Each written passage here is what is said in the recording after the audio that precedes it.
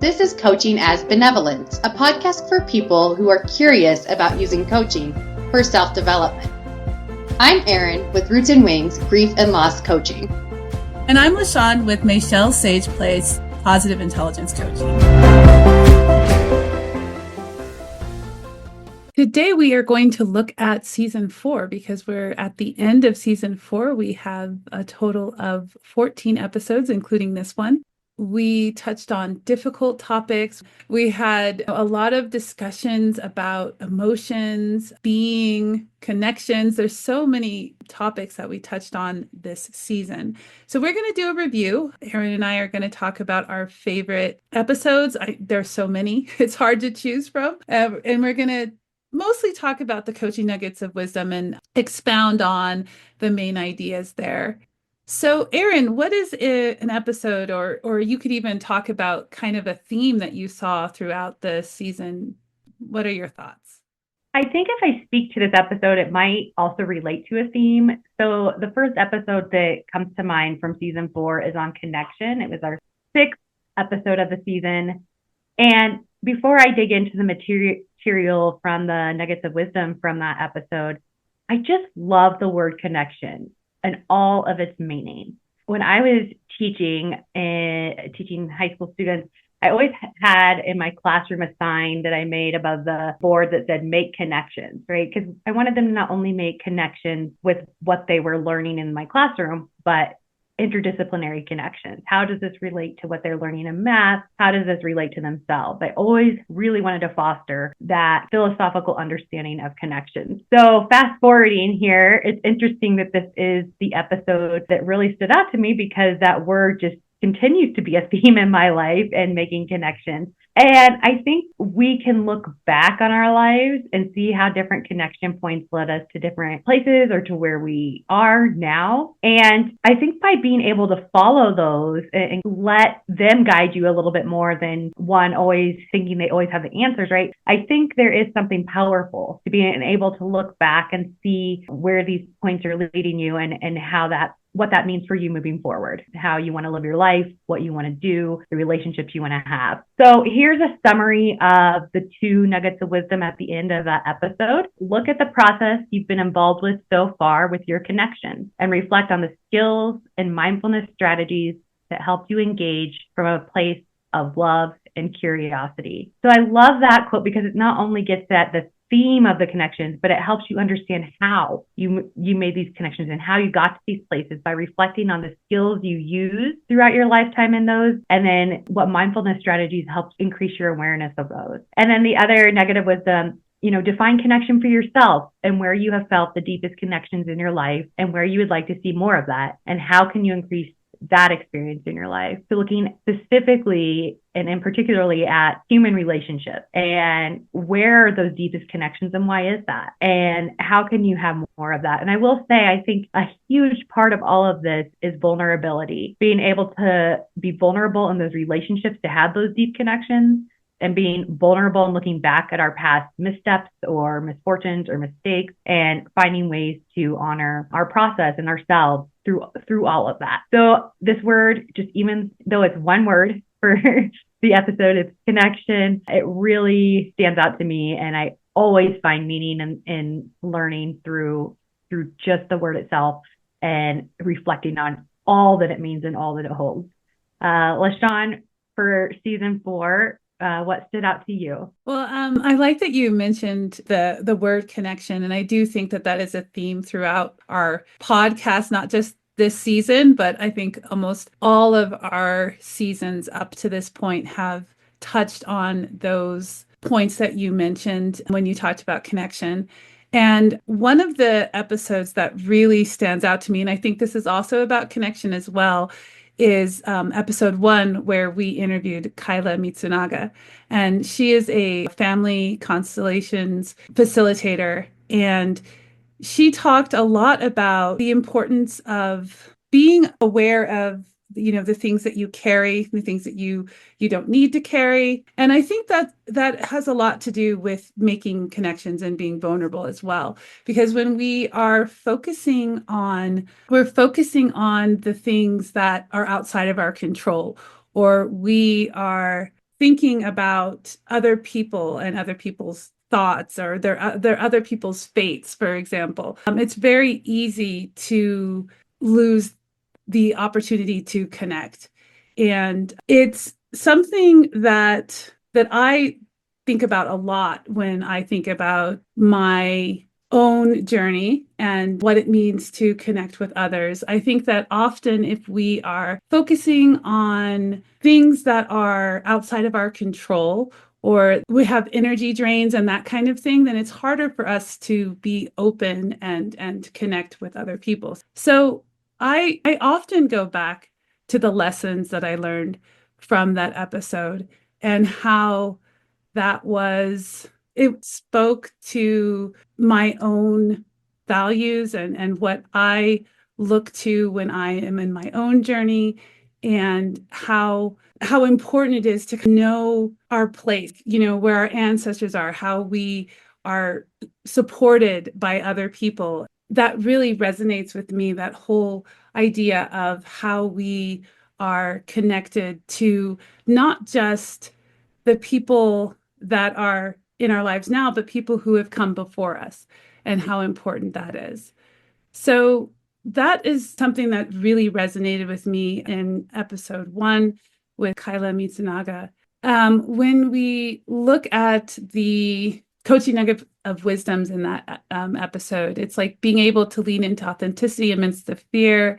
We won't automatically let go of or surrender to fear, but through conversation and healing modalities, it makes leaning into authenticity easier. It's okay to have mistakes, to have missteps, and to feel that fear as you are starting, you are doing something new. There is a place for everything in your life. So that idea of placement, and there is certain reassurance with placement when you can acknowledge those things in your life that are affecting the way you feel.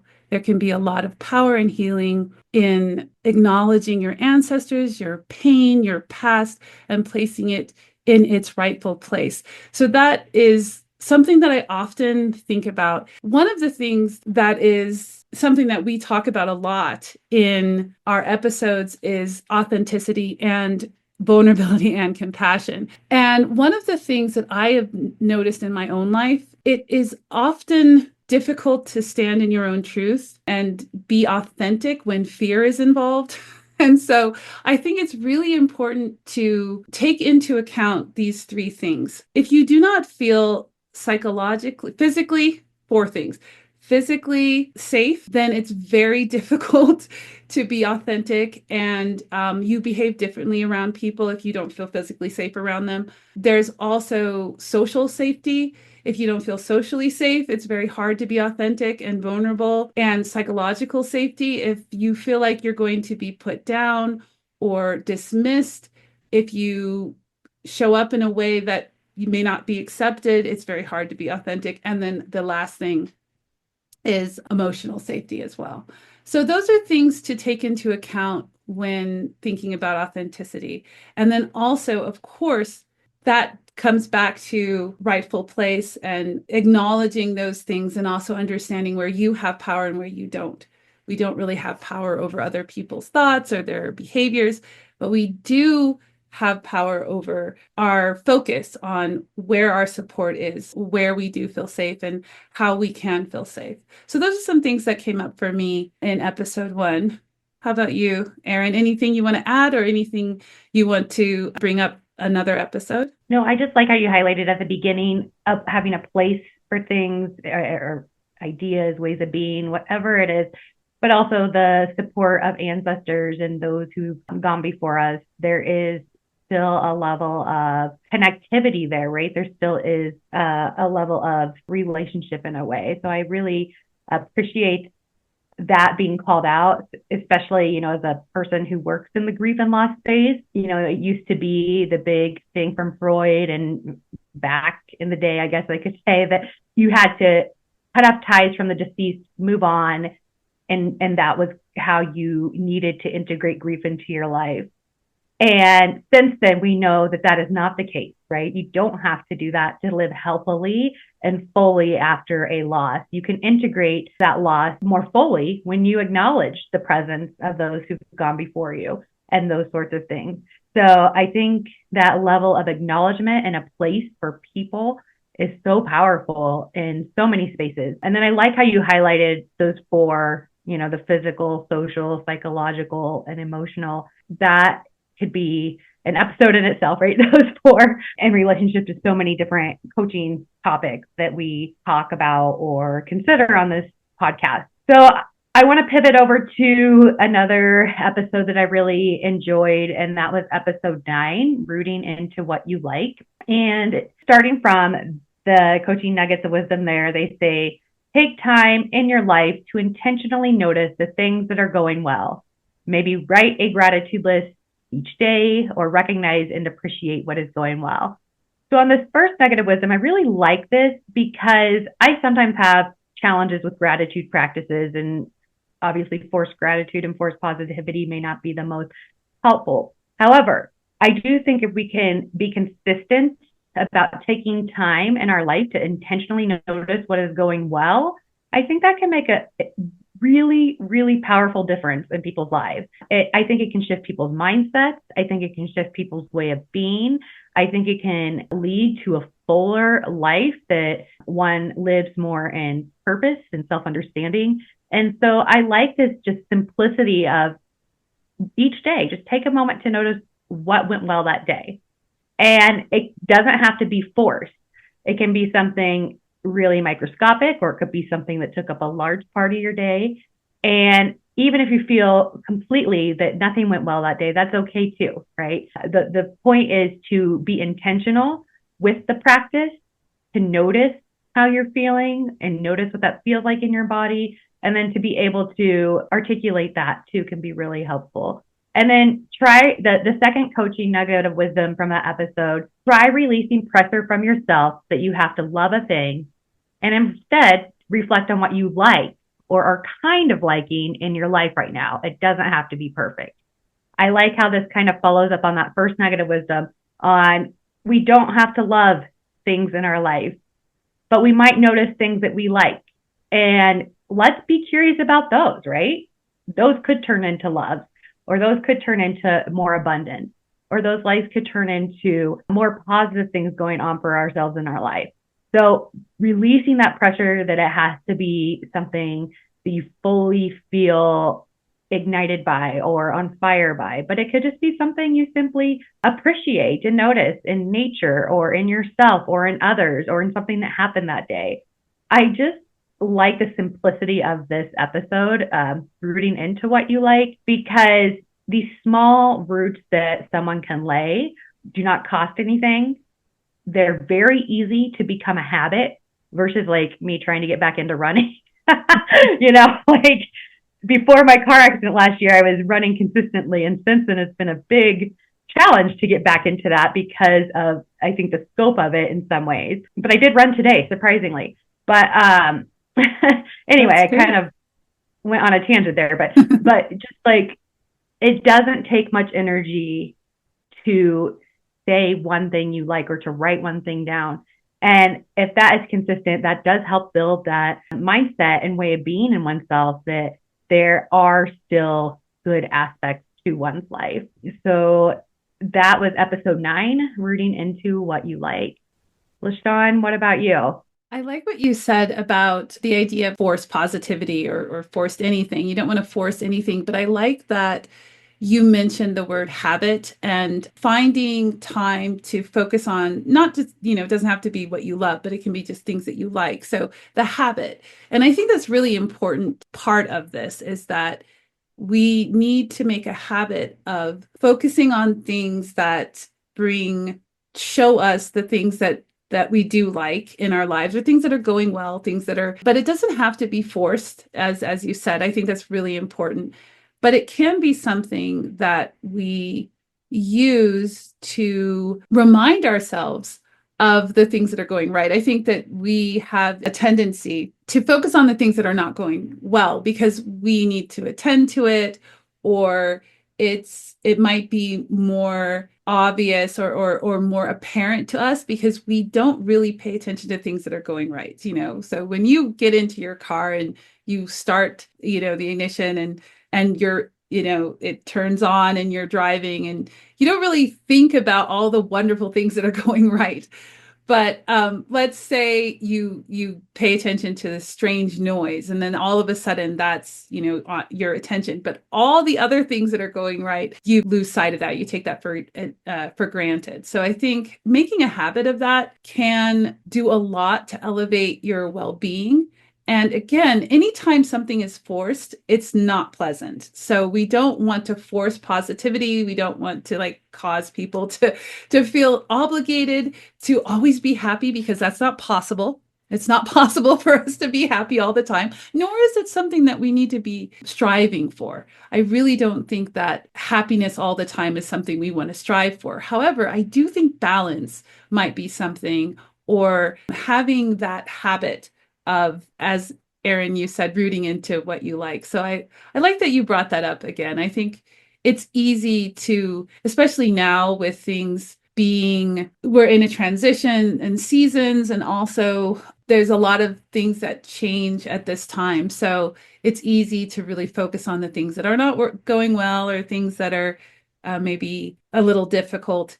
So it's good to have that habit of thinking about the things that you like, or the things that you enjoy. So I like that. I would like to shift to another episode that kind of goes back to the themes that we talked about when I mentioned episode 1, which was interview with Kyla Mitsunaga. And it goes back to an image that is really very vivid in my mind. And Eryn, I don't know, since it's your image, when we did a visualization on episode 3, which is self-compassion and managing mental illness. Thank you very much. And there was a time in that episode where Eryn, you went through a visualization, and there was this image of you surrounded by your loved ones, or surrounded by what seemed to be maybe your loved ones. And it's an image that really sticks with me. And it's the idea that we are not alone, that when things are really big for us, we don't have to carry it. And that goes back to what we talked about when Kyla Mitsunaga was on our podcast for the first episode of the season. And it kind of goes back to that. It goes back to that. So that it is sort of, to me, it's like this theme for me. I think it's what's resonating for me specifically.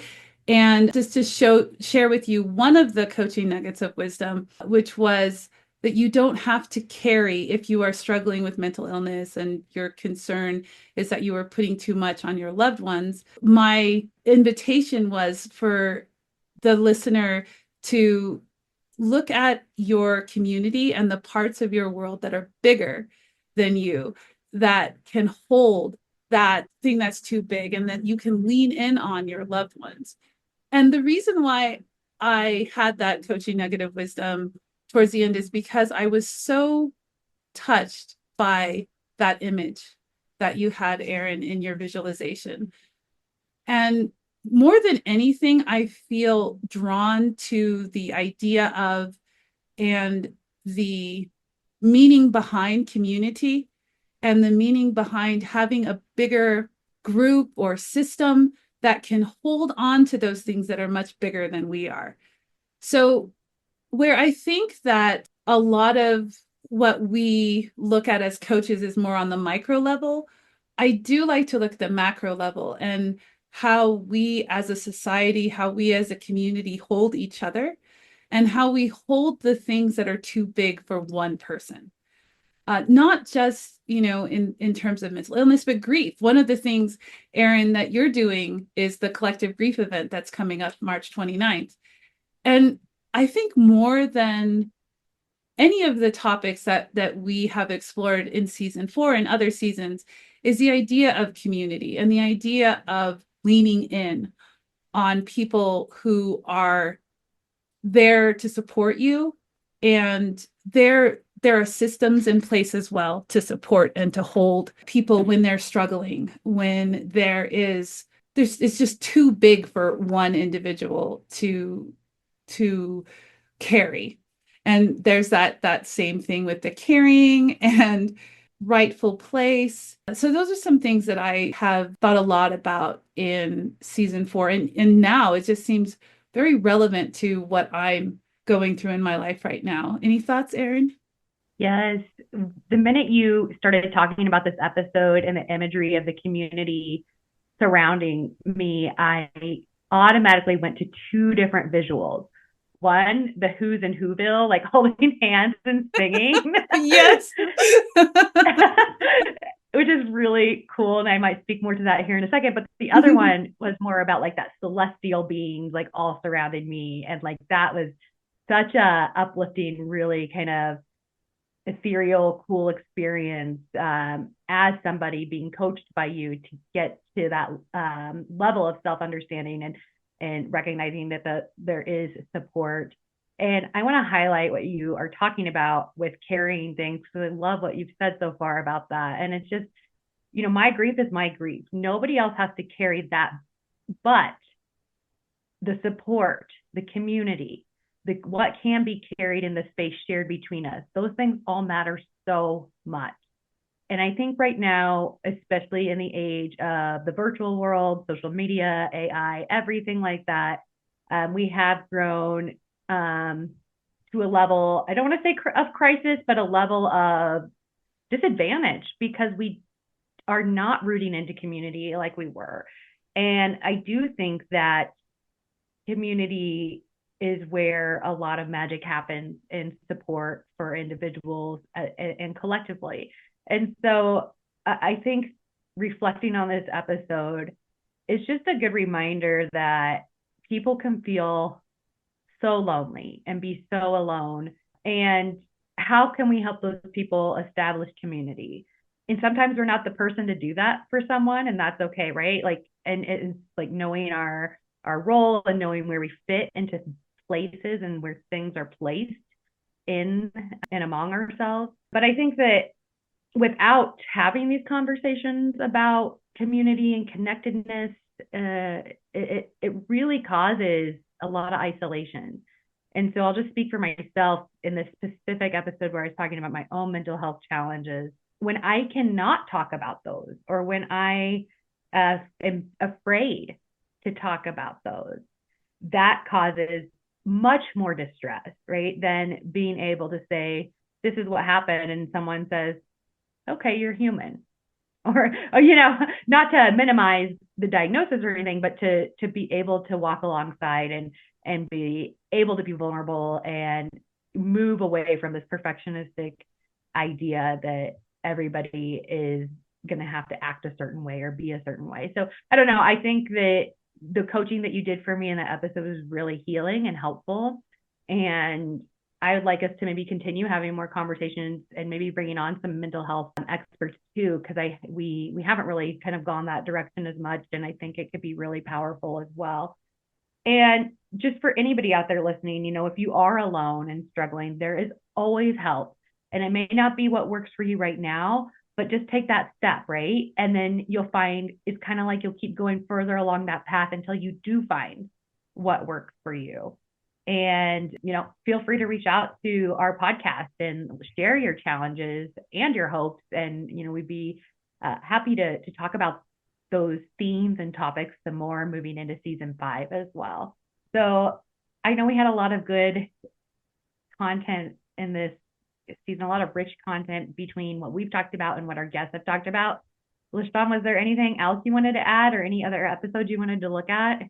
Well, this kind of goes to the whole theme of what resonated with me, but I really want to bring back Colleen Watson, her quote at the end of the episode 12, where she quoted from the book Dr. Zhivago, and it was, "To hope and to act.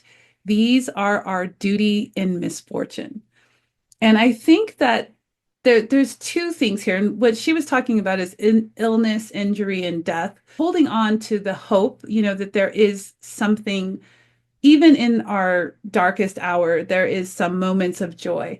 And we may not be ready for that, but there are moments of joy there. And wherever we are in those situations is okay. And I don't think that we should push ourselves to be a certain way in those situations, but just to be aware of those words of wisdom from that book that Colleen Watson shared with us. And just to refresh our listeners' memories, or just in case you haven't listened to the episode, Colleen Watson is a chief legacy consultant with Century Plant Business Services. And she came and talked to us about end of life planning and future planning and how important it is to be prepared and to survive our parents and also for our children as well, for our children to survive us. I think when we are in a moment of turmoil, I would say that's where we are in the US, is we're in a moment of turmoil and chaos right now. It's important to understand those two duties, to hope and to act. And I want to kind of lean into to act. And I think if we can take action, and Eryn, you said something that's so important, that your grief is your grief, right? And then also the idea of community where people can support. And if we see someone who's struggling and lonely and feeling isolated, how do we, it may not be our place to, point them to a community, but we can carry those values and espouse those values in our actions. We can be community members in our actions. And that is one way I think I like to live my life, in a way that anyone who encounters me or who comes into on my path, I want them to feel seen, heard, and I want them to feel valued. I want them to feel part of something. I want them to feel loved and cared for.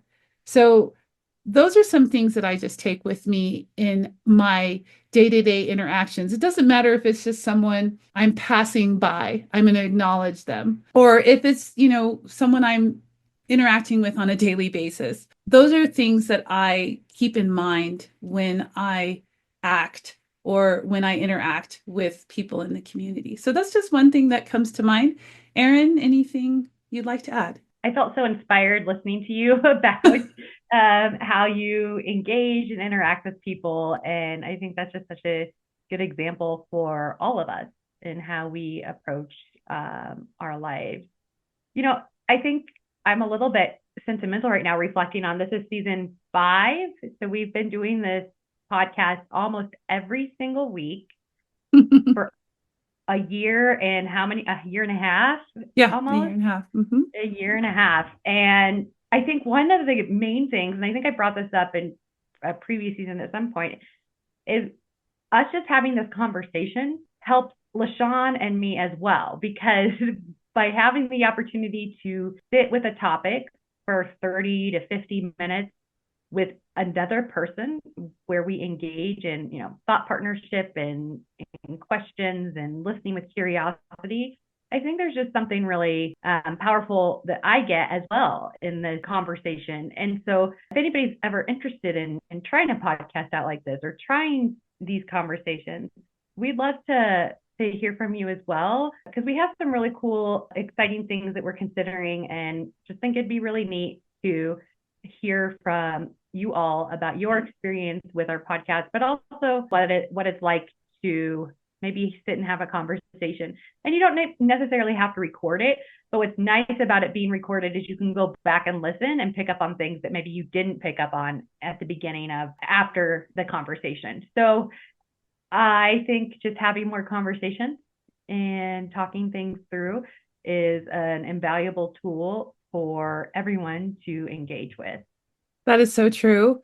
I was thinking that as well. I think it is a kind of coaching or a therapy to be in this podcast. And it's healing to, sit down and talk with you, Eryn, and to talk with our guests. And it's also enlightening as well, because when people come out of our thoughts and what we have, and then they bring their thoughts and their experiences. So absolutely, if there's anyone out there who listens to this and is like, I want to do a podcast, first of all, do it. It's, most of it is just getting started, that act, and refining it. Eryn and I are refining as we go, adding, expanding, lots of exciting ideas of ways that we can grow in our podcast. And I think the fact that we've done it consistently for a year, and probably not a half, but it's been more than a year that we've consistently done that. And it's an accomplishment in itself. And it also is a habit. And so after a while, you get into your habit, you get into a groove, and things get easier as you go. And you are open to so many new and exciting things as you go along your journey. So I guess I have one question, LaShawn. What have you noticed you've grown in the most as a result of being a part of this podcast? I think I feel a lot more comfortable with putting my ideas out there and sharing with others. And I feel more knowledgeable about so many different topics, especially talking with you, Eryn. You have so much information and so much knowledge about grief and the grief process. And you have a lot of knowledge with scaffolding and the way that you put your information in such easily digestible things, like you make it into lists in your group of threes. So the more that I interact with you and the more that I have these conversations, the easier it is for me to articulate my thoughts and things that I'm going through. And then what happens is what I process, because this is a process, this is a thinking process. When you're talking and having a conversation and you're getting feedback from someone outside of your head, it's really helpful.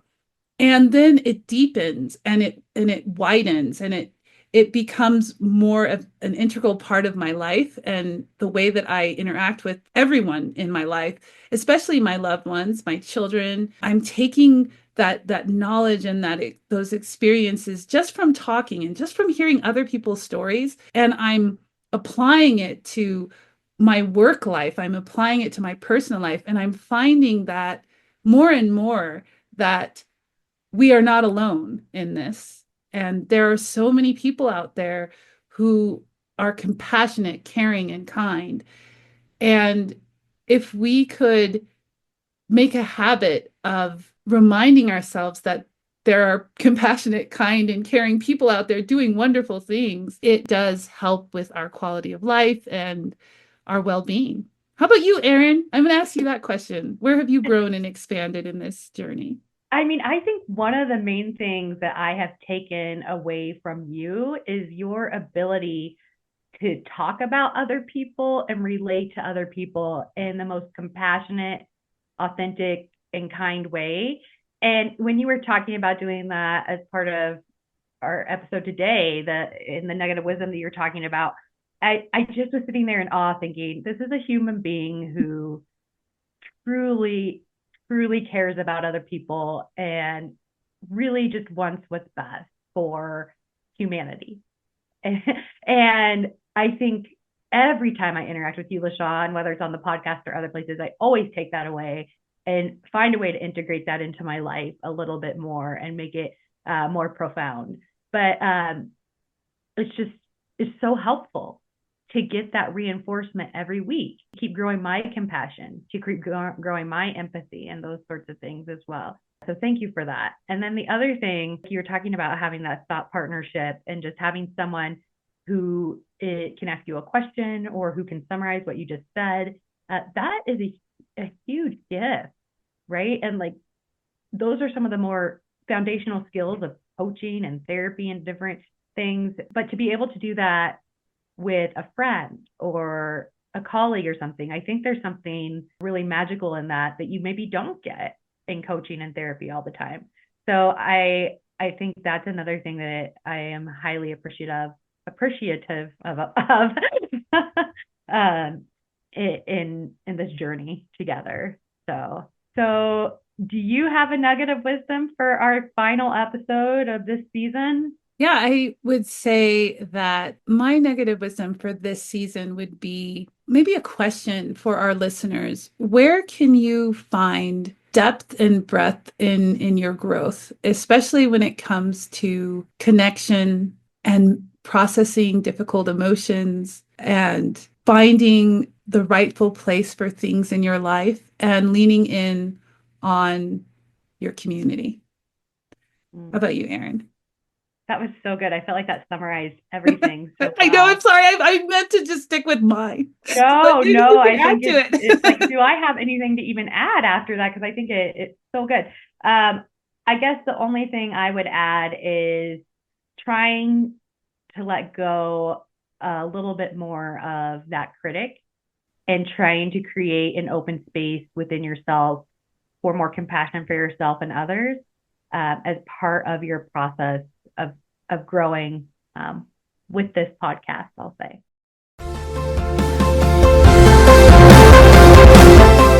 Thanks for joining us for Coaching as Benevolence. I'm LaShawn with Michelle's Sage Place, Positive Intelligence Coaching.